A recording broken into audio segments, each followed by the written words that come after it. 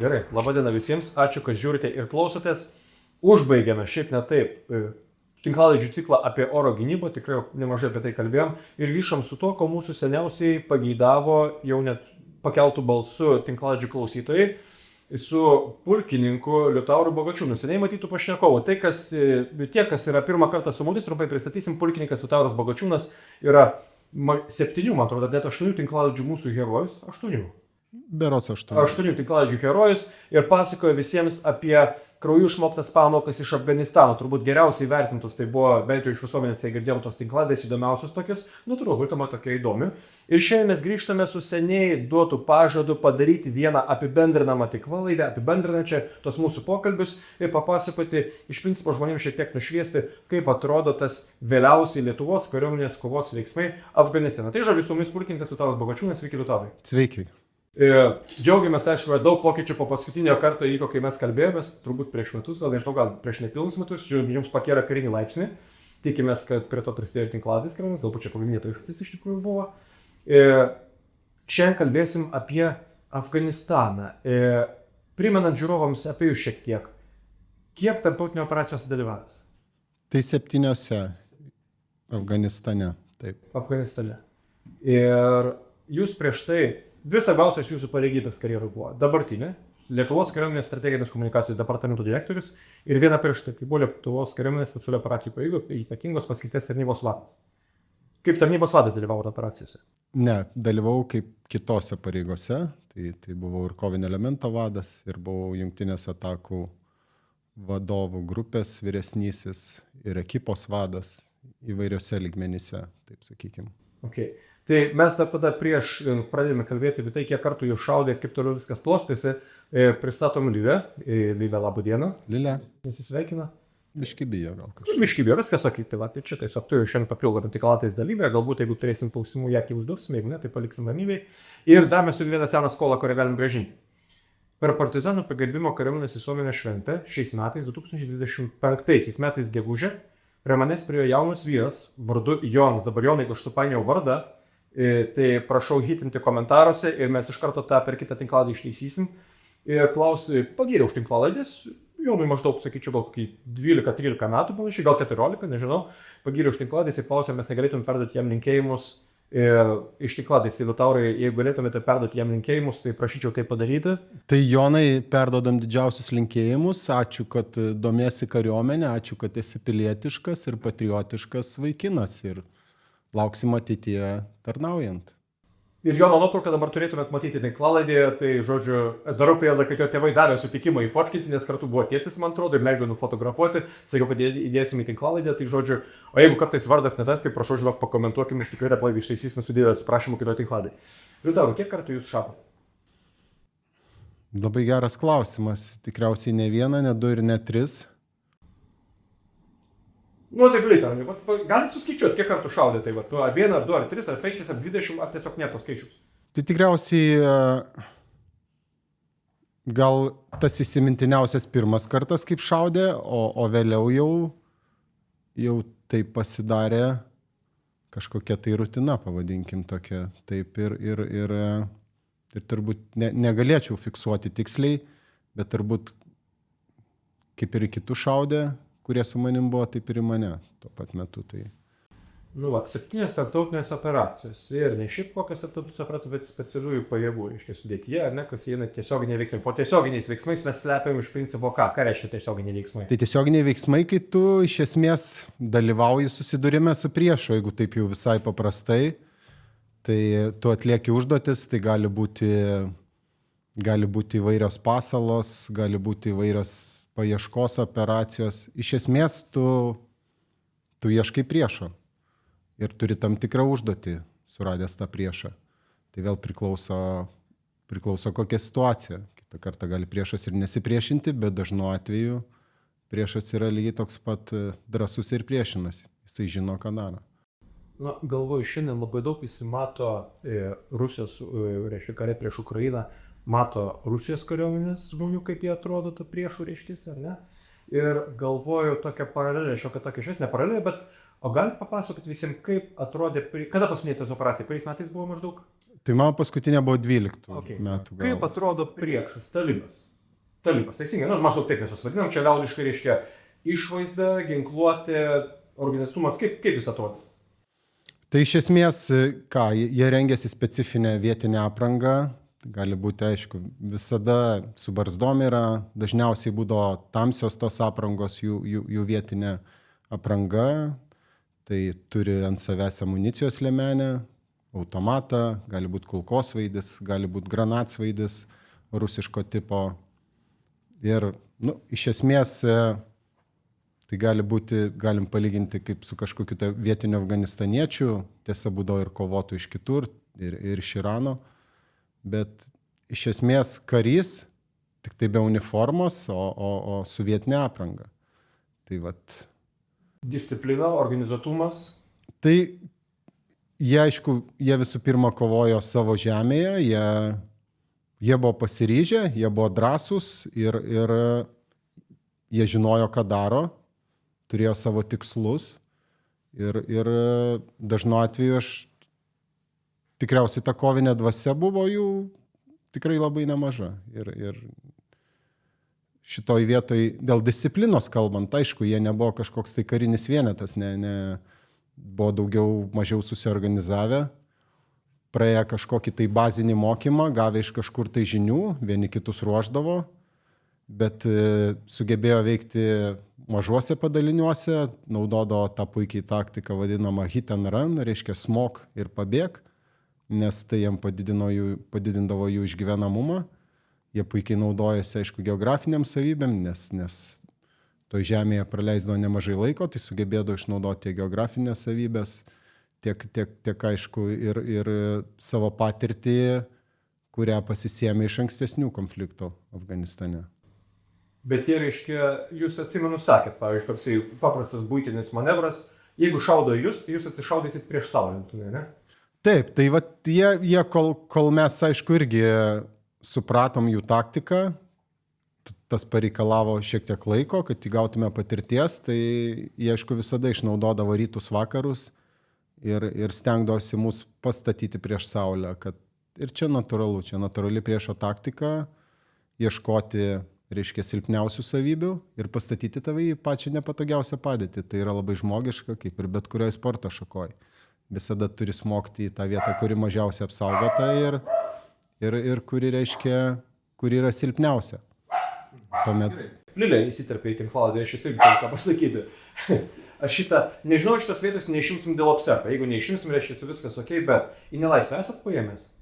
Turbūt jūs asmeniškai, bet įmas ta prasme. Tai paimdavom, dažnai sulaikydavom, aišku, mes taip gal kaip į nelaisvę negalima traktuoti, bet būdavo jie dažnai sulaikomi ir iš esmės būdavo perdodami Afganistano saugumo pajėgom, nes jie turėjo jurisdikciją atlikti toliau klausinėjimus, reiškia, ir tardymus, ir vėliau atlikti procesinius veiksmus. Tai mūsų darbas iš esmės būdavo sulaikyti ir perduoti atsakingom Afganistano institucijom tuo metu veikiančio. Čia yra follow-up klausimas iš karto. Akis į akį bendrauti teko? Teko labai nemažai.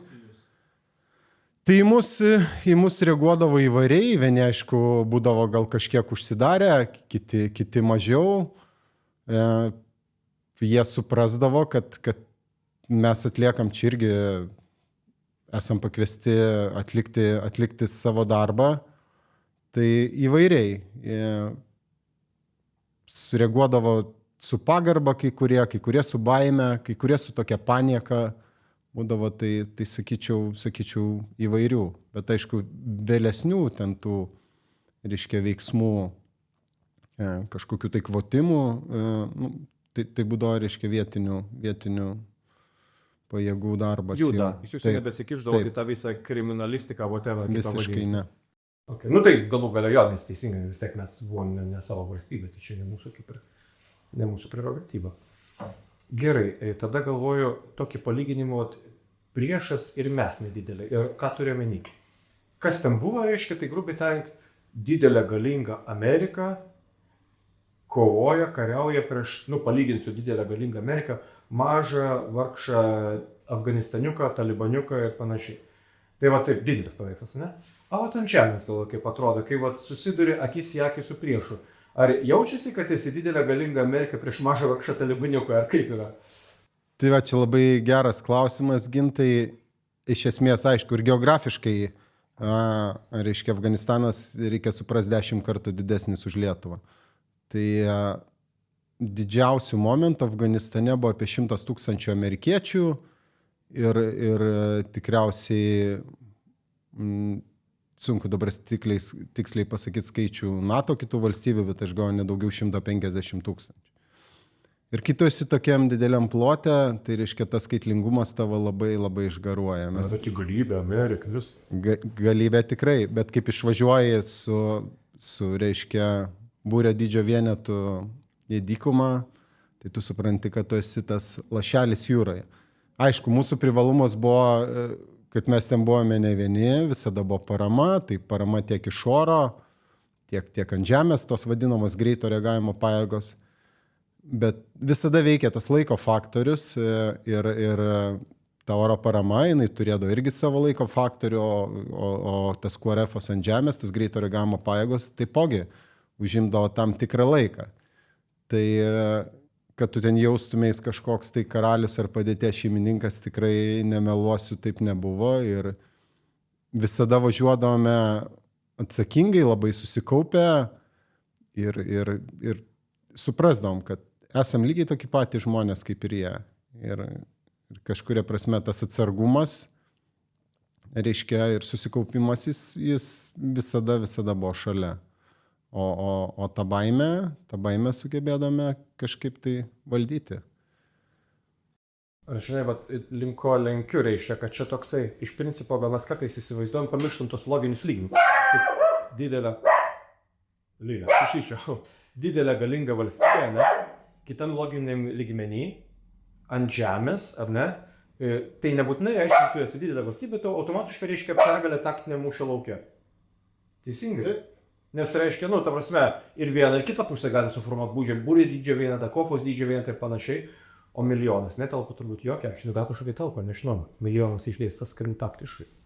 Visiškai, ir čia turbūt tada galima atsiremti į tą, reiškia, labai svarbų elementą, kas yra, kaip sako, kad kariauti karą arba kovoti reikia 2 dalykų, labai taip grubiai. Tai reikia pajėgumų, tos vadinamos geležies ir tos valios kovoti. Ir va tas 2, reiškia, oponentų valių susikovimas dažnai ir parodo, kad, reiškia, kiekybę galima aplenkti kokybę ir iš tikrųjų į kokybę aš akcentuoju į tą valią priešintis. Į drąsą, į tavo aukštą moralę, į motivaciją ir į pasiryžimą eiti iki galo. Tai čia tikriausiai ir dabar, kaip kalbame apie tai, kad reiškia, priešas galėtų mūsų užmėtyti kepuriam skaitlingumu. Aišku, dabar aš to negalėčiau pasakyti. Jie yra įstrigę, turiuomenį, rusai Ukrainoje. Ir dabar turbūt mes galėtume juos apmėtyti ir kepurėmis, ir kokybę. Tai turiuomenį, aišku, ir apie technologijas, ką mes turime, ir tuo pačiu valią. Nes mes esam savo žemėje, mes giname savo žemę. Ir čia niekas negali ateiti be mūsų leidimo. Tai va, turbūt mes turim labai labai puikiai tą suprasti. Tai va, grįžtant atgal į Afganistaną, jie irgi kažkuria prasme gynė savo žemę ir va, ta valia kovoti, tas faktorius jiem davė labai labai daug ir buvo labai sunku. O galit va taip techniškai dekonstruoti apie tą valią? Nebuvau planavęs to klausimo, bet dabar va, įdomu. Žinot, valia, gerai, aš jį šaudau, ne, matau taikiklį, jis į mane šaudo. Kur ten ta valia, ką sužaidžia, kur jinai pasireiškia, kas vyksta, kai yra valia arba kai nėra jos. Šaudai, va jisai šaudo, granatami, tai koks ten valios vaidmuo? Tai va tas valios vaidmuo, tai pirma, aišku, ir susideda, ką tu gini, ar tu esi tos teritorijos šeimininkas, toliau su kuo tu gini. Ar tu gini su, reiškia, parengta, motyvuota, profesionalia komanda, kas tavo draugas, ar tu gali jo pasitikėti, kas yra šalia tavęs ir aišku, kokios tavo kompetencijos, kokia tavo patirtis ir šitie dalykai duoda labai daug, kaip į tave šaudo, vėl tai tu, aišku, ar tu susiguži ir nukritęs įsigandęs guli, ar tu dirbi ir šaudai atgal. Tai va čia viskas susiveda Ai, nu va čia techniškai paprastas skirtumas, ne? visiškai. Čia yra valia ta nulėmė. Taip. Ar tu prisiverti šaudyti, ar tu atsitupi už akmens. Taip. Ir va tas faktorius, bet tam reikia ruoštis, tam tu turi turėti patirties. Ir ta valia, ginant savo kraštą, jinai kažkuria prasme ateina iš vidaus ir mes tą turim suprasti. Ir iš vidaus ne vien tik tai kariuomenės kaip vieneto, institucijos kaip komandos, bet tiek ir ta visuomenės parama, kur yra labai labai svarbi. Tai aš sakyčiau, tai gali būti kaip šeštas žaidėjas, kaip kažkokius ir gali, bet aš turbūt sakyčiau, kad tai yra visuomenė mūsų yra pilna vertė komandos dalis, kuri lygiai taip pat dalyvauja pasipriešinime ir tiesiogiai ir netiesiogiai. Ir aš manau, čia yra mūsų stiprusis tas faktorius ir stiprioji pusė, ką mes turim visi suprasti. Kad jeigu mes visi esam susitelkime, tai tada tam priešo ir skaitlingesnis, ar turi didesnę patranką, jam nebus taip lengva. O daug valios reikia atsistot už akmens, o ne už jo atitūt? Reikia valios ir aš manau, tas turbūt pirmo šūvio, tas, reiškia, faktorius, pirmos tos patirties. Bet čia sužaidžia ta drąsa, viena iš kariuomenės vertybių, kad ta prasme tos rizikos prisiėmimas, aišku, ne karšta galva, bet tu turi suvokti, kad jeigu tu visada būsi galvą nuleidęs, tai tik tai, reiškia, gynybinėme maude, tai tas neveikia, kaip ir visur. Tai, reiškia, ką mes visų pirma treniruojamės tą atgrasimą, kad čia niekas neteitų, kad jie žinotų, kad mes pasiruošę. Jeigu prieinam prie gynybos, mes turim suprasti, kad gynyba tai ne tik tai pakeltos rankos, reiškia, ir tu saugaisi, kad negautum smūgių, bet gynyba taip pat yra ir puolamieji veiksmai, turiu omeny, kontrataka gali būti, apėjimas kažkoks tai. Ir taip toliau. Tai agresyvi gynyba. Agresyvi gynyba ir gynyba netikėjimas atgal, gynyba įimas į priekį. Dar vienas svarbus dalykas, kad kaip mes mokinamės ginti, tai visų pirma mes mokiname apsiginti ir nugalėti. Tai va čia tas yra faktorius vėl valios. Visos treniruotės mūsų kariuomenė yra atgrasimo, gynybos, apsiginimo ir nugalėjimo treniruotės. Tai va čia tas irgi yra valios ugdymo faktorius. Kad mes turim turėti nugalėtojo mentalitetą, bet aš kaip visada sakau, kad mes lietuviai turime nugalėtojo geną ir tas yra istoriškai daug kartų įrodyta. Aišku, yra ir skaudžių pralaimėjimų, bet dažniausiai pralošiame tada, kada nuleidžiame rankas. Tai vat tie Afganistane, kas mums padėjo, mes niekada nenuleisdavome rankų, visada įdomi iki galo ir jeigu matai, kad kažkokiam komandos, reiškia, nariui yra sunkiau, tai visada yra draugas, yra draugo petis, visada gali pasitarti, visada gali padrasinti ir tai yra svarbu. Ir čia vėl apeliuoju į visuomenę, kad drąsi visuomenė tai yra lygiavertis komandos narys, be kurio kariuomeniai labai labai sunku. Čia beveik galėtume baigti tinklalaidę. Kaip ir viską pasakėm. Gerai. Nu, okei. Einam dar tada paratuliuojam trupučiuką toliau, nes čia mes iš šono visai neėjom. Dar truputį apie priešą, vat aš iš to tokio mažas akmuo didelį vežimą verčia arba nebūtinai, reiškia, didelė valstybė prieš mažą. Yra buvę, pavyzdžiui, jums žinomų talibų pergalių. Prieš sąjungininkus, nebūtinai lietuvių, bet tai prieš sąjungininkus. Didesnių, mažesnių. Tai tos taktinės pergalės dažnai būdavo, jos gal nebūdavo tokios didelės ar skaitlingos ir čia turbūt reiktų kalbėti apie priežastis. Tai vat, manau, ką jis sugalvodavo? Ką ir sugalvodavo ir turbūt kokia didžiausia priežastis, kad mes turbūt pervertindavom. Tai yra, reiškia, nusiteikimas, kad tu visada galvoji, kad čia silpnesnis priešas, o kaip sakot, čia Amerika, mes čia visą paramą turim. Save pervertindavom. Pervertindavom save. Ne, aš kalbu ir apie sąjungininkus ir nuvertindavom priešą.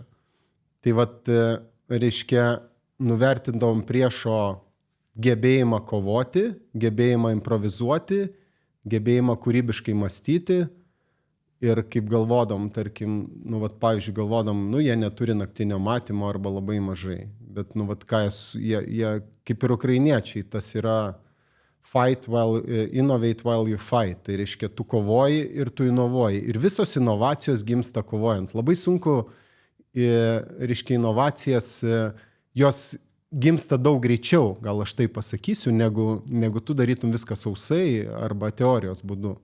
Tai reiškia, kaip tu praktiškai bandai, tu testuoji, tu klysti ir vėl. Tai grįžtant, ką priešas padarydavo, tai panaudodavo ir tas pačias buitinės kameras, seniausias, kurios sugebėdavo naktį matyti naktiniu režimu.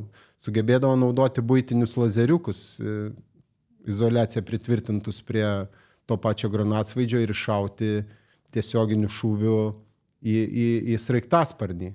Ir buvo tokių situacijų. Iš kiosko to tokių? Taip, su lazeriuku iš kiosko ir jeigu tu žiūri per buitinę kamerą, tu dar geriau matai naktį. Ir vat, jie turėdavo tų tokių sėkmės istorijų, o jos mums būdavo labai skaudžios, nes kiekvieno kario žūtis yra pats skaudžiausias dalykas, nes kario gyvybė yra svarbiausias dalykas, nes be karių mes niekur nepajudėsim. Geležis yra geležis, bet už geležies visada stovi žmogus.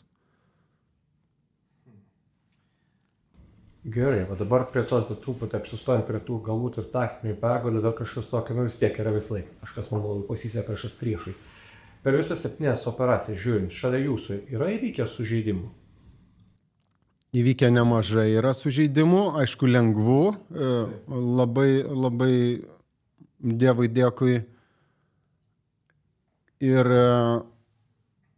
tie sužeidimai vėlgi, jie aišku duoda išmoktų pamokų, tada veikia labai morališkai. Visada yra sunku matyti šalia savęs sužeistą kolegą. Ir ką tu tada turi daryti? Tada turi veikti ir kaip psichologas, ir kaip paramedikas. Ir raminti, tai muša per moralę komandai, bet tai gale dienos duoda labai daug patirties. Va čia aš ir norėjau truputį pakalbėti, žinot, vėl daug yra tos romantizavimo, visą kitą, tai romantika versus buitelis. Ir klausimas toks detalizuojant biškai toks, ar galėtumėt maždaug nupiešti tą paveikslą buitiškai ant žemės, tam 3-5 kvadratiniuose metruose, kaip atrodo, vat pataikiu kažką. Kas tada vyksta? Kaip supranta, kad pataikė, koks garsas, kas toliau? Tai tas supratimas, tai keletą tų pataikymų yra buvę ir tiesioginių, ir netiesioginių. Tuo metu, aišku, yra adrenalinas, gal ir ne visai suvoki, o paskui vėliau, kaip adrenalinas nuslūksta, čia keletą, turbūt iki pusę minutės, gal kartais sekundžių reikalas, priklauso, aišku, nuo sužeidimo. Ir tas jausmas toksai yra įdomus, ypatingai kaip tu vadovauji, tu turi greitai susivokti, ką reikia daryti. Ir aišku, pirmiausia, kad nepulti jokią paniką. Tai pirmas dalykas po sužeidimo yra, aišku, pagalbos suteikimas. O kaip supranta, kad sužeistas? Apsižiūri? Tai apsižiūri, aišku, natūralu, kad spalva pasikeičia, kraujas pradeda bėgti dažniausiai. Yra buvę ir tų kontuzinių sužeidimų, kur žmogų tiesiog nupučia smūgio banga ir tuomet tu supranti, kad tau sunku kvėpuoti ir čia turbūt jokio eksperimentavimo nėra. Yra tos, kaip sakiau, procedūros, pirma pagalba, tada kviečiame medicininę evakuaciją ir reiškia, kol neatvyksta, kaip ir civiliam gyvenime, yra suteikinėjama pagalba, jeigu reikia. Statomos lašelinės ir taip toliau. Vietoje ant smėlio. Viskas yra vietoje ant smėlio, reiškia, net ir nuskausminamieji, reiškia, labai stiprus yra leidžiami, nes esame tvarstę ne vieną ir talibą sužeistą. Čia irgi reikia pabrėžti, kad jeigu tu sužeidi priešą, tu turi suteikti jam pirmą medicininę pagalbą. Ir esam ne vienam suteikę priešui, kuris buvo sužeistas. Tai yra karo teisė ir tai yra moralės klausimas. Tai va čia tuo, ko mes skiriamės nuo rusų. Tai pirmas, žodžiu, sužeidimas, kažkurio metu supranta, kad sužeistas. Taip, tada žmogus pradeda, sušaukia, aš sužeistas, jeigu gali, arba kolega šalia, ir tada priklausomai nuo sužeidimo, kitą kartą žmogus ir pats gali užsidėti tą turniketą, arba jeigu jau situacija nuslūgus, jeigu pasalata pasibaigus, šaudimas aktyvus, tai tuomet aišku, vieni saugo, kiti padeda imobilizuoti ir vėliau kviečiama medicininė evakuacija, kariai per paskutinį sužeidimą, nu ne paskutinį, bet vat, vieną iš tokių, kur dabar galvoju, tai buvo 3 sužeisti. Reiškia, atvyko medicininė evakuacija pakankamai greitai ir užduotis yra tęsiama toliau. Tai ką vat, mes turim suprasti, kad visi kariai turi būti pasiruošę iki galo atlikti tą užduotį ir tęsti. Arba kol jinai bus įvykdyta, arba kol aukštesnė vadovybė priims sprendimą nutraukti. Bet tai yra tas užduoties faktorius, moralės faktorius ir pasiryžimo. O galvoju dabar irgi apie dilemas čia norėjau kalbėti, keletą turiu pasižymėjęs ir pirma dabar kilo visai iš kalbos. Sakysim, vyksta susišaudimas, taip? Mes turim brangią ugnies persvarą, ne, kur kiekvienas ginklas svarbus, nu galbūt būna tokia atveju, nežinau. Ir vienas iškrenta kaip sužeistas, rizika prarasti ugnies persvarą, sužeistasis kaip tada elgiamas? Tai kitos, reiškia, ugnies priemonė šalia perima dengimą būtent tos krypties. Ir aišku, tas sužeistasis, sakau, pagal procedūras ir pagal tai, kaip mes buvom išdirba, arba tvarkosi pats, arba kažkas nedelsiant padeda, arba kolega, arba paramedikas ateina, jeigu rimčiau. Nėra taip, kad negalime šaudyti. Ne, to nėra ir dažnai būdavo ginklų užstrigimų arba kažkokių tai kitų atvejų. Tai vienareikšmiškai viską turi būti persidengimas. Ir negali būti absoliučiai jokio net stabtelėjimo. Judam į priekį, toliau dirbam savo darbą. Gerai. Taigi, kadangi perėjom prie dilemų, tai dabar vėl peržvelgiant, apvyniojant visas 7 operacijas, gal galit prisiminti kokią nors istoriją, ne, kur buvo priimtas sprendimas, vienoks arba kitoks, nesvarbu koksai, kalbant apie dilemą saugumas versus užduotis. Ar ne? Reikia kažką padaryti, bet kilati pavojinga. Nes, tu galima numirti, ne, pavyzdžiui. Ir kaip atliekamas tokiu atveju pasirinkimus, noriu trupučiuką pasidomėti, tai 7 operacijų perspektyvų gal kažkokia istorija tai susijusi. Tai visada prieš užduotį, prieš kiekvieną planuojant tu vertini riziką užduočiai ir riziką pajėgoms, kariams. Ir tu prisiemi tą riziką, kiekvienas vadas prisiema riziką. Ir jeigu kalbant apie kažkokią tai situaciją, kaip reiškia būni misijos rajone, tu labai įsijauti, toks kartais įsijungia tunelinis mąstymas, varyt, judėti prieki, darom ir kartais čia toks Rembo, ta prasme? Toks Rembo ir tu pamiršti tas rizikas kartais vertinti. Ir vienoje iš tokių operacijų, gal 10 metais labai buvo daug tų vadinamų AID, improvizuotų sprogmenų, kurias jie pasigamindavo buitiniam priemonėm. Reiškia, jų buvo labai daug. Jie labai sumaniai statydavo tose vadinamuose tokiuose choke pointuose, reiškia vietose, kur tu gali pravažiuoti tik tai vienu keliu, viena sankryža ir taip toliau.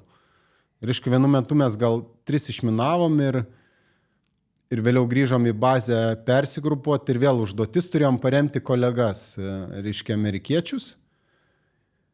Ir mes vėl išjudam ryte tokie pakankamai nuvargę, bet sakom, kolegos paprašė, reikia padėti, nes čia yra šventas reikalas, ką dabar ir daro pas mus amerikiečiai, vokiečiai, čekai, norvegai ir kiti, iš esmės bendras reikalas, mes vieni kitiem padedam. Ir ta užduotis, jinai nebuvo labai techniškai sudėtinga, nebuvo kažkokios aukštos vertės taikinių, bet iš esmės mes turėjom nujudėti iki vieno rajono ir jiem tiesiog teikti paramą ugnimi, jeigu reiktų. Ir mes judėjom ir vėl AID situacija. Ir tuo metu aš daviau, reiškia, nurodymą, kad išminuojam ir toliau tęsiam užduotį. Ir mano puskarininkis tuo metu labai sumanus, aš skaityčiau vienas sumaniausių žmonių, su kuria man teko dirbti, didžiausias patarėjas, padėjėjas ir šaunus žmogus.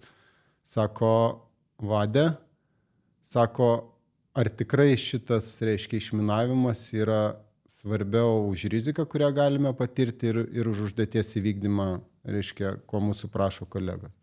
Gal, sako, išsikviečiam specialistus, kurie yra skirti, reiškia, Afganistane būdavo išminuotojų komandos, kurios, nes amerikiečiai paprastai nelįsdavo į tos dalykus. O mes tokie lietuviai truputį buvom pramušgalviai ir mes, susikoncentravę kartais, judam į priekį, darom iki galo. Ir tas yra gerai. Aš manau, tas ir parodo mūsų kaip tautos veržlumą ir tą drąsą ir norą judėti į priekį. Ir aš galvoju, betgi rimtai. Ar ta užduotis tiek svarbi, kad mes rizikuotume ID situaciją, galbūt dar skubėtume, nes pavėluosim, matėm, kad kaip ir laikas spaudžia. Ir tuomet susisiekėm su amerikiečiais ir pasakėm, kad atleiskit, negalim, yra reiškia, minų situacija ir mes nespėsime tiesiog sutartų laiku atvykti jūsų paremti. O jie turėjo atskristi su sraigtais. Tai ta prasme, čia va tas svėrimas tų rizikų. Tai mes jų nepastatėm į kažkokį pavojų, ta užduotis nebuvo tiek gyvybiškai svarbi ir kažkuria prasme galbūt net išsaugom savo karių sveikatą. Vienas geras patarimas. Tai yra karininko ir puskarinkio tandemas. Tai yra be galo svarbus. Ir čia kariškiai, kas klauso, tą supranta. Visada klausyk savo puskarinkio pagrindinio padėjėjo, komandos vado padėjėjo, nesvarbu, būrininko, nesvarbu. Tai čia yra pagrindinė žinia. Visada klausyk labiau už tave patyrusio žmogaus, nes jie būna labiausiai patyrę komandoje. Tai čia taip, kad įsijausti tą situaciją, žodžiu, įsijungia tas toksai, padarysim, ane? Varom kebą, dabar, varom, o kitas biški, palauk, ar tikrai tas efektas, dėl kurio mes čia taip darom, vertas, kad dabar mes čia staigiai improvizuoti, bandytum kažkaip prasivalyti tą kelią, kurią mes net nededikuoti, iš bėdos galėtų, juk ten būtų ir gyvent klausimus, dar ne tiek padarykime, kad tenais atbulas nueitų. Ir čia tas laiku duotas patarimas gavosi, kad nebuvo vykdyta užduotis dėl per didelės rizikos ir va štai santykiai su užduoties versus saugumo, teisingai? Taip. Ir vat tu supranti, kad tas ir čia yra susidirbimo, aš sakyčiau, ir pasitikėjimo klausimas. Pasitikėjimo komanda klausimas. Vienas svarbiausių elementų vadovavimo pasitikėjimas. Turbūt daug karininkų galėtų atpažinti, ypatingai jaunystėje, kai buvo ne tik po karo akademijos, vilkai ir į priekį, vėliavą į rankas. Ir tas galvojimas, kad tu kaip karininkas, tu geriausiai viską žinai, tau nereik patarimų, tu priimsi sprendimą. Ir turbūt čia dar irgi, ką mes turim vieną dalyką suprast, karininkai, vadai, kad sprendimas visada mūsų rankose. Sprendimą iš mūsų niekas neatima. Bet kad suformuot sprendimą patį geriausią, tu turi visą komandą, kurie tau pateiks visada sprendimo būdus. Ir tų 10, 15, 20 galvų, jie tau kaip vadui pateiks patį geriausią sprendimą. Nes jie yra lygiai ta pati komandos dalis kaip ir tu.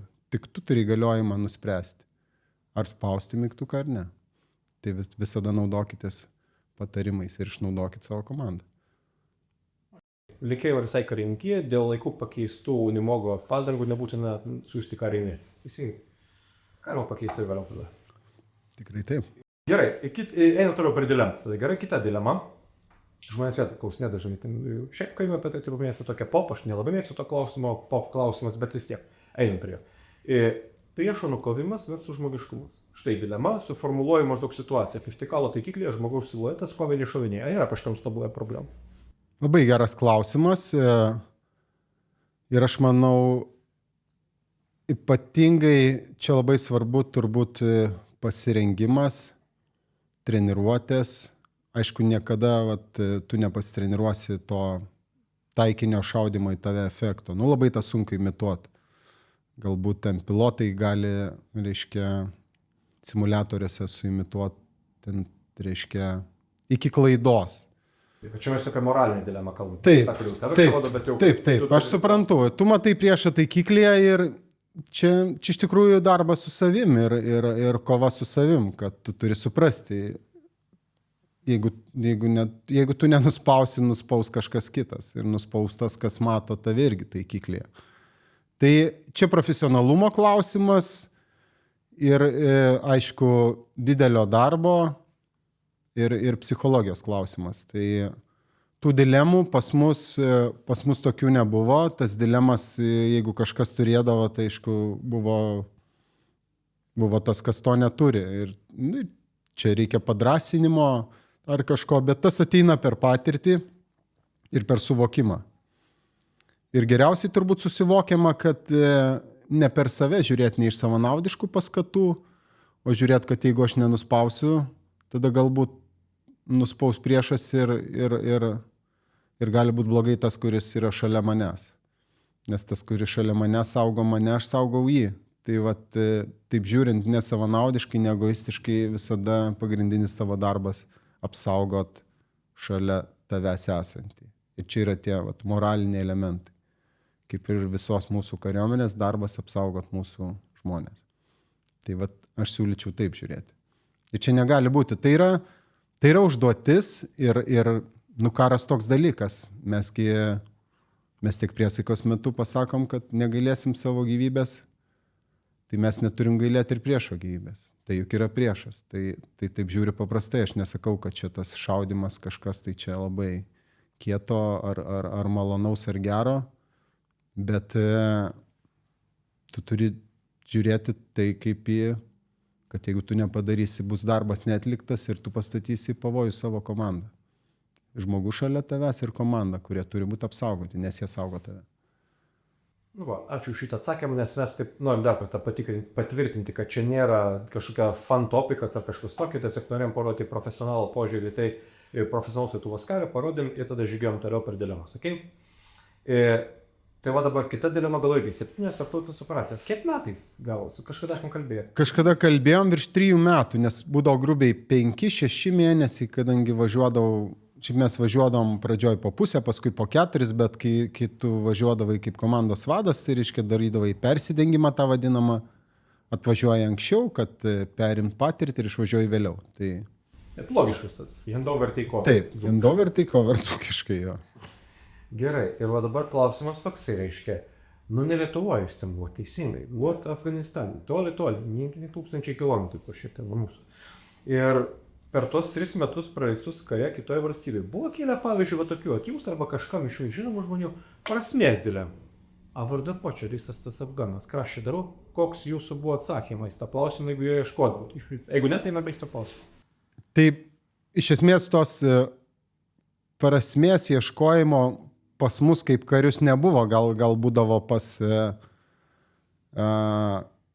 šeimos narius, kurių paklausdom, bet iš esmės jie suprasdavo, kad mes vykdom užduotį, mes esam, reiškia, kol ir buvom, kol prieš tai dar nebuvom NATO nariai, tai mes padėjom amerikiečiam vykdyti kontrateroristinę operaciją, vėliau NATO.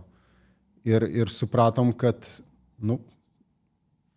čia labai paprasta. Jeigu draugas tavęs prašo pagalbos, tu tiesiog važiuoji ir padedi. Tai to prasmės ieškojimo, aš manau, pas karius tikrai daug nebuvo. Nes tiesiog, tai irgi sakau, profesionalumo dalis, koncentracija į užduotį.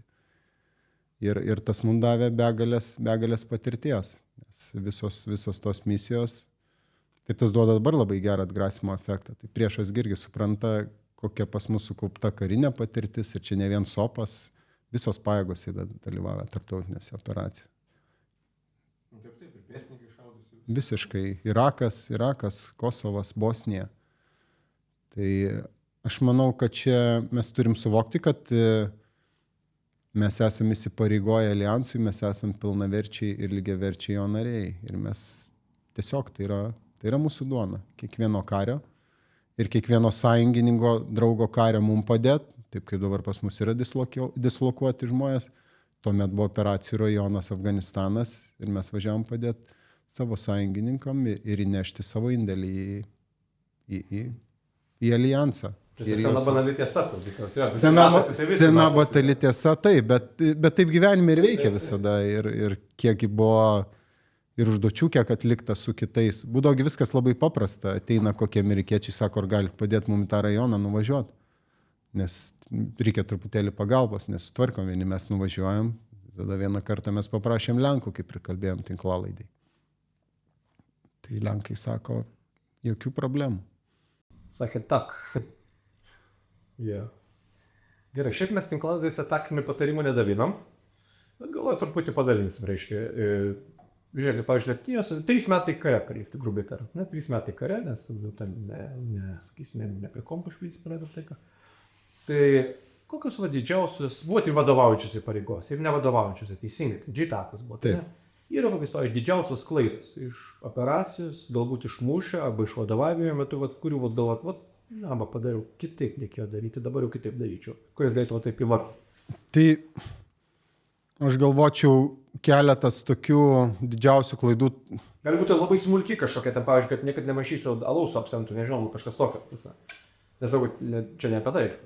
Taip. Aš galvočiau, vienas dalykas turbūt tokia gal didesnė, platesnė klaida, kai tu tikriausiai, kadangi viena iš, reiškia, mūsų užduočių buvo irgi ruošti vietinės ginkluotasias pajėgas, ir turbūt aš galvoju, tas rengimas mūsų buvo priėjimas tiesiog toks, kad tikriausiai mes nuvažiavę neįvertinom pilnai gal jų kultūrinio aspekto ir mes galvom, kad tai yra kaip lietuviai ir mes juos turime ruošti kaip ir taip. Čia fizinis parengimas, čia ryte mankšta, dar kažkas, ta disciplina ir turbūt tos kultūrinės kompetencijos gal tuo metu kažkiek stoka, kaip mum, kaip kariam, irgi pilnai turbūt užtruko šiek tiek laiko, kad suprastume, kaip juos reikia rengti, koks turi būti priėjimas prie jų.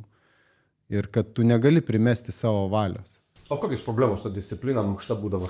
Tai visai kitaip, ta prasme, jie kaip žmonės, pas juos vis tiek kiti standartai, kitas suvokimas, mes vis tiek labiau vakariečiai, pas mus tas sportas įgimta, fizinis rengimas, pas juos nebuvo to labai kažkokio akcento, tai aš nesakau, aišku, bet tikriausiai reikėtų išnaudoti tą sportą daryti per tai, kas jiem buvo įdomu, jie ten ar tą kriketą mėgdavo, ar ten kažkokį tai tinklinį ir turbūt per tai jos dominti, o ne galbūt per ten bėgimą kažkokį atsispaudimų darimą ir taip toliau. Šitą būdavo sunkiau, kažkaip jiem su koordinacija gal būdavo sunkiau ir tas žygiavimas toks buvo keistesnis truputėlį. Tai aš turbūt, ką noriu pasakyti, kad mes turėjome kaip tik išnaudoti jų tas stipriausias pusės, kurie jaučiasi geriausiai ir per tai jos skatinti ir motyvuoti. Tokių, kalbant apie taktinės klaidas, kai buvau džitakas, tai tikriausiai vienas iš tų dalykų, ką mes irgi esam kalbėję, tai visada svarbu užmegzti tuos asmeninius santykius, nes, ta prasme, pradžioj gal kažkiek mes šalčiau ir su amerikiečiais, ir su kitais, bet paskui laiko einant supratom, kad be asmeninio ryšio, taip, jie atidirbs, jie padės, procedūros yra, bet man turbūt didžiausiai įstrigo ir aš jau tą minėjau, kad kaip sukūrėm tą asmeninį ryšį, buvom irgi papuolę į tokią rimtą pasalą ir kaip atskrido amerikiečių pilotai. Ir vienas pilotas, žodžiu, išskraidė visą kurą, iššaudė visus šovinius, kiek įmanoma. Ir buvo iki pat galo, rizikavo pats žūti, bet kad mum padėti. Ir paskui kaip grįžom į bazę ir reiškia, jisai nusileido, atėjo pas mus aptarimai. Jisai labai paprastai pasakė, sako, I took it personally. Sako, aš tai priėmiau asmeniškai. Ir va čia turbūt vienas iš tų svarbiausių dalykų irgi. Jūs buvote susibičiuliavę su juo prieš tai? Mes buvom susibičiuliavę, turėjom nuostabų santykį ir jis sako, aš tai priėmiau asmeniškai, jūs esat mano šeimos nariai. Tai va čia tas dar vienas tos valios kovoti elementas. Kad tu turi savo tarnybą tėvyniai, tu turi priimti asmeniškai. Čia kaip tugi saugai savo šeimą, savo vaikus, savo draugus. Ir tai yra vienas didžiausių, reiškia, valios elementų sudėdamųjų dalių. Valios kovoti. Nes tu kovoji už savo brangų artimą žmogų, kaip kovoja mūsų partizanai. Jie kovoja tik tai, kad vieni, o mes dabar ne vieni. Dabar viskas daug kažkuria prasme paprasčiau. Taip, tas priešas didelis. Bet mes lygiai tokio pat dideli, mes lygiai tokį pat kieti ir dar kietesni ir turim tokių draugų, kurie jau čia yra. Čia neklausimas, ar jie ateis, jie yra čia, mūsų žemės ir kaip sako, kad ten ar jie šaus, ar nešaus, tai jau turim įrodymus, kaip naikintuvai naikino dronus. Ir tas karys, kuris yra šalia tavęs, amerikietis ar bet kuris europietis, jisai lygiai taip pat iššaus, nes tu turi su juo asmeninį santykį. nes jie čia Lietuvoje ne po vieną kartą yra. Tai va tą turim suvokti. Bet visada turi gintis, pirmas, tu turi rodyti iniciatyvą, kaip ir namuose, ne, jeigu esi šeimininkas. Tai jeigu pas tave kažkas laužėsi duris turbūt ir sėdi kompanija draugų, nu, tai turėtum turbūt tu pirmas duris atidaryti, bet aišku, kitą kartą, jeigu ir negali atidaryti, gal ir draugas atidarys ir pažiūrės, kas ten laužėsi ir padės tau. Bet ką turiu omenyje, asmeninis ryšys ir asmeninis turbūt tos, reiškia, atsakomybės suvokimas. O jeigu prisimenat save, pavyzdžiui, pirmam kontaktui ir paskutiniam, tas pats žmogus buvo ar skirtingas? Žmogus Jūs asmeniškai. taip, žmogus tikriausiai tas pats, bet vidus labai skirtingas. Pirmos tos patirtis, kaip ir visur gyvenime, yra turbūt kartais ta baimė dėl baimės. Arba mes dažnai bijome, nes nežinome. O kai tu žinai, kas bus, tai ta baimė tampa tokia kontroliuojama. Nebe panika ir susivaldoma. Tai aš galvoju, pirma ta patirtis toks yra kažkoks viduj šokas ir tu tada reikia labai daug pastangų susitvarkyti. Įvairiai. Man atsimenu ir burna džiuvo ir reiškia toks ir tunelinis buvo matymas įsijungęs kelias gal sekundės. Bet tunelinis sori dar toksai, kur, pavyzdžiui, raktų nerandimas jie čia padėjo. Taip, tiesiog žiūri labai siauru diapazonu į priekį, pirštas ant nuleistuko užsispaudžia, nors mokinamės, kad serijom nereikia labai. Lesai, jau triukšmo daug. Taip. Ir tada, bet tokiose situacijose visada reikia remtis į kažką šalia ir visada kažkas pasiema kontroliuoti tą savybę. Atsiranda visada natūralus lyderis, net jeigu ir tu esi vadas, bet tu turi suprasti, kažkas visada atsiras, pasižiūri, aha, čia ramiai vyksta, čia ramiai, čia gal reikia pagalbos. Ir tada tu taip ramiai irgi pagalvoji ir būna laiko, aš atsimenu, kažką bandau per ryšį pasakyti komandai ir žiūriu, kad burna uždžiūvus, žodžiu. Tada atsigėriau ramiai vandens ir viskas. Ir tas kokie apie 30 sekundžių trunka. O jau antra susišaudimas tu žinai, ko laukti. Neiškia, ir kaip kalbėjom, kad jeigu girdi kulkas, viskas gerai su tai, tu gyvas ir okei. Ir tada, paskui aišku būna situacijų, kai tu jau galbūt per daug drąsiai pradedi jaustis, nes galvoji, kad tai nepataiko. Tai tą irgi reikia sustvarkyti.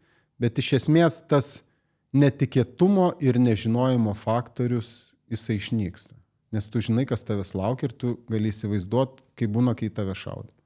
Aišku, kai netiesioginė ugnis, tada labai demoralizuojantis faktorius, nes skrenda minosvaidžiai iš viršaus ir tu nežinai, tas toks garsas cypiantis, jis demoralizuoja. Bet vėlgi, tu tiesiog turi susitvarkyti su savim, priimti kažkokią tai priedangą šalia. Nu, tai aišku, dykumoje nedaug priedangų, bet prie automobilio ar prie kažkur ir nepanikuot, nes, kaip sako, savo kulkos neišgirsi.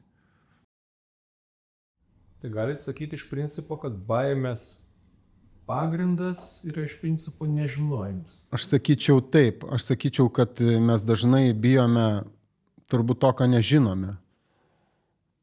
Bet turbūt reikia būti ant tiek smalsiu, kad pabandyti išlaukti to, ko nežinome ir susipažinti su to, ko nežinome. Nes ką pažįstam, tada mes, čia kaip ir natūrali žmogaus būsena.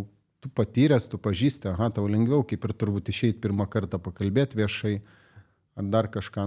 Viskam reikia prasilaužimo. Aš nesakau, kad kiekvienas aš manau, kad mes galim išvystyti kiekvienas tam tikras tolerancijos ribas, tai baimiai. Ir pakankamai platus tas diapazonas, nes baimė turi pradžią ir baimė turi pabaigą. Ir kai tu tą supranti, nes visas kažkoks įvykis, jis prasideda ir jis baigėsi. Tai viduje, reiškia, tos atkarpos tu turi išgyventi, jeigu ten yra baimė. Ir kitas svarbus dalykas, tai nepulti į paniką. Tai nes jeigu puoli į paniką, tada ta baimė tampa tokia nekontroliuojama ir tu jau gali gal visai neadekvačiai kartais elgtis. Esat matęs tokių atvejų? Esu gal matęs tokių trumpesnių, mačiau Su vertėjais buvo problemų, nes ir labai dažnai vertėjai iš mūsų pabėgdavo, nes sakydavo, jūs lietuviai durniai važiuojate į tas situacijas, kur šaudosi. Šaudo. Taip, pasako, su kitais išvažiuoja, ramiai pavažinėja ir gauni tos pačius pinigus. Tai turbūt žmonių ta žinojimas gal dėl ko jie tai daro, gal jiem ir trukdydavo, kad jis tiesiog vertėjas. Tai mačiau, kurie lenda po automobiliais, įmasi už galvų ir apimti panikos. Tai tas žmogus, jis neveiksnus yra. Ką dabar daro rusai, jeigu nueinant, tai su mūsų, reiškia, informacinė erdvėje, tai irgi jie skleidžia baimę, kad mes užsipanikuotume ir kaip stručiai kištume galvas į smėlį. Iš esmės mūsų smegenys yra jų taikinys, o mes turime paversti mūsų smegenys ginklu. Ir vat, kai tą mes jiem rodom, demonstruojam, tol viskas gerai. Bet jeigu tik tai nuleistume, jie iš karto pasinaudotų ir tada smogtų į tą silpniausią vietą. Bet čia geras. Baimės atlutas, jis yra neveiksnus atitinkamai jis yra nebepavojingas. Vis dar reikia namų. Taip, visiškai. Užmanipuliuotas. Tai tiek gali informaciškai būti, tiek fiziniam lauke. Nu ką, einam per paskutinius 2 klausimus tokius per tos 3 metus, reiškia, žiūrėkit, nedaug, šiaip Lietuvoje visi, reiškia, mes savo žuvusius karius žinom, mes galim suskaičiuoti vienos rankos pirštų, reiškia, kiek buvo. Iš šitų pavojingiausių tų operacijų, tikrai to, kur daugiausiai kontaktų specialiųjų pajėgų, nei vieno žuvusio karo, teisingai. Nėra, reiškia, su to sužeistu buvo, žuvusiu ne. Ką tai rodo, kaip galvojat? Ar čia buvo kažkoks sėkmės faktorius, ar kažkokios, negaliu sakyti saugesnės vietos, nebuvo nieko saugesnė. Ar čia yra įgūdžiai ar kas? Tai čia tikriausiai, Gintai, yra visko, ką ir pasakėjai.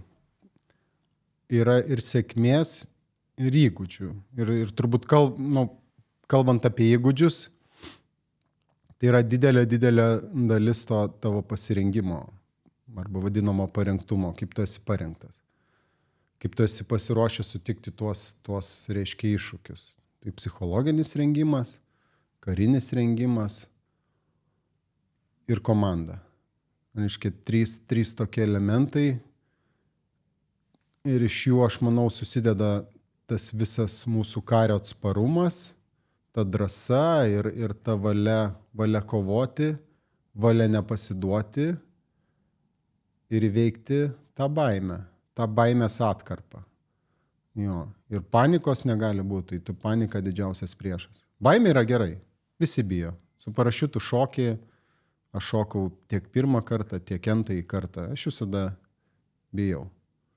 Bet jeigu tu kontroliuoji tą baimę, o paniką numeti į šalį, visiškai, tada tu suvoki, kad bijosi tada, kol kils lėktuvas, bijosi peržengti per slenkstį, iššokį, baimė baigėsi. Išskleidi parašiutą, nusileidi viskas. Tai va čia tikriausiai tie dalykai ir aš sakyčiau sėkmės, gal jeigu formulė, tai turbūt 20% sėkmės, o visa kita yra tavo parengtis, kaip tu pasirengęs. Tai tiek psichologiškai ir tiek fiziškai, kompetencijos, kokios tavo kvalifikacija ir visa kita. Bet čia dar svarbus galvoje, aš akcentuot noriu, nes vis kartais atrodo, tiek šiaip kur nors sporte, dar kažkur, nėra taip, kad aš biškį pakvėpuosiu jogos kvėpavimą ir visi kris nuo mano smūgių, teisingai, arba būsiu labai drąsus ir visus nušausiu. Treniruotės reikia, teisingai? Pastoviai.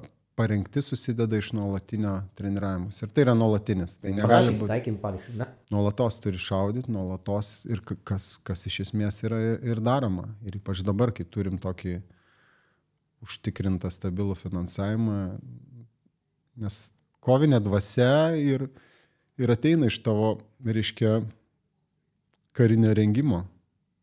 Tas ir pasitikėjimas, viskas atsiranda, nes tu pamatai, kad tu gali darbą atlikti gerai, tu gerai šaudai, aš gerai bėgu, aš atsparus, kažką čia šneka, bando mane paveikti, bet aš suprantu, kad čia nesąmonės, dezinformacija.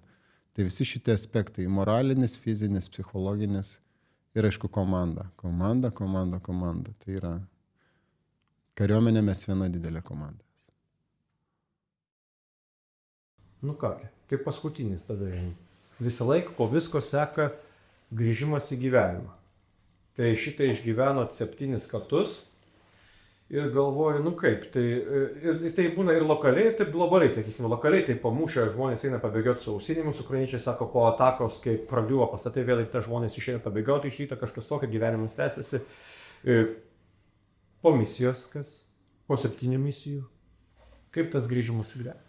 Tai tikriausiai čia keli etapai, būnant misijoje labai svarbu tas reiškia atsipalaidavimo etapas po kiekvienos užduoties. Tai yra būtina išeiti visiškai į kažkokią tai kitą erdvę, grįžti po užduoties, išsivalai ginklus, pasiruoši kitai užduočiai, turiu omeny ekipuotės, ginklų sustvarkymo prasme ir porą dienų tu turi apie nieką negalvoti. Tai, nežinau, knygą gerą paskaityti, sportas labai padeda.